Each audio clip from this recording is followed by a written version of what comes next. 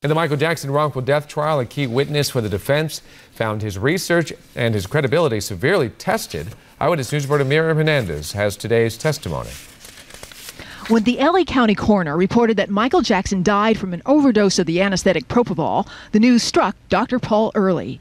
The addiction specialist and AEG defense witness says he has treated more people for propofol addiction than anyone else in the nation. Weeks after Jackson's death, Early writes in a blog, "Michael Jackson, addiction in the privileged."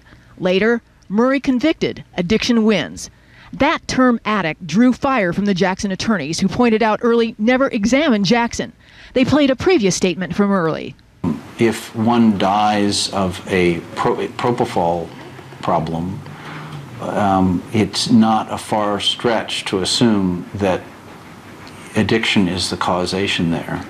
The Jackson attorneys assert that Early violated principles of ethics, which say that physicians may comment about a person in the public eye, but without making specific diagnostic comments.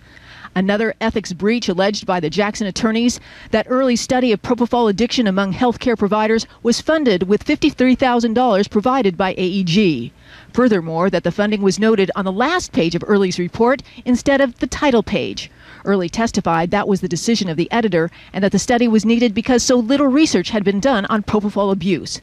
Jackson attorney Kevin Boyle attacked the credibility of Early, who told the jurors yesterday that he was once hooked on drugs. Today, Boyle asked, what drugs? Early listed opioids, including oxycodone, and the street drug heroin.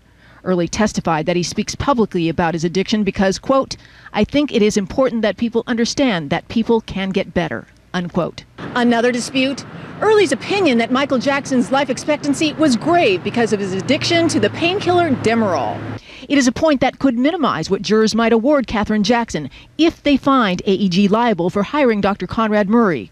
Early conceded that he did not know of anyone dying from Demerol injections from a doctor, but he knew of 3 deaths from improper administration by a doctor of propofol. Miriam Hernandez, ABC 7 Eyewitness News. While being cross-examined by Jackson family attorneys today, an addiction expert for the defense testified Michael Jackson fueled his addiction to prescription drugs by creating relationships with the doctors who provided them to him. One of the worst things for a person like Michael Jackson is to be given access to a full-time doctor with a prescription pad, right? Jackson family attorney Kevin Boyle asked. Full-time access to physicians was indeed part of his problem, yes, defense addiction expert Dr. Paul Early responded. Dr. Early, seen here in a video deposition taken in March for this case, went on to testify on the witness stand today that for addicts, places and people who are associated with drug use can trigger cravings. For Michael Jackson, he testified, doctors could be that trigger, since it is doctors who provided him with the drugs he was addicted to. Limiting access to his physicians would be a good thing, Dr. Early testified.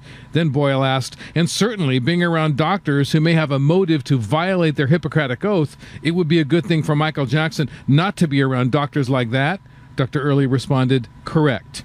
Jackson family attorneys are referring to Dr. Conrad Murray, who, according to financial records shown in court, was in debt when AEG negotiated a $150,000 a month contract with him to provide medical care for Michael Jackson. Jackson family attorneys are trying to convince the jury AEG was negligent in its hiring and supervision of Conrad Murray. AEG says it negotiated the contract with Murray according to Michael Jackson's instructions, and that it was Jackson, not AEG, who chose Murray to be his personal doctor.